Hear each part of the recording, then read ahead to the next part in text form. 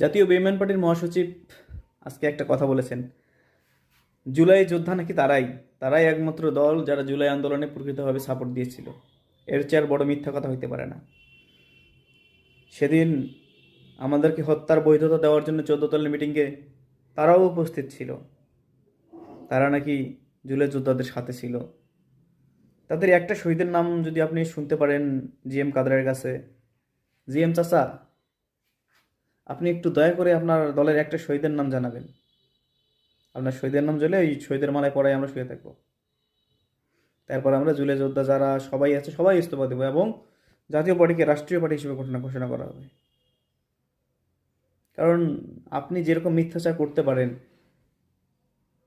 আপনি তো এরশাদ চাচারের ভাই, তাই না? আপনি মিথ্যাচার করবেন, এটাই স্বাভাবিক। মিথ্যাচার করবেন, এটাই স্বাভাবিক, আশা করা যায়। শালা বলদ মার্কা পোলাপান। লজ্জা থাকলে আপনার ক্যামেরার সামনে এই মুখটা দেখায় না।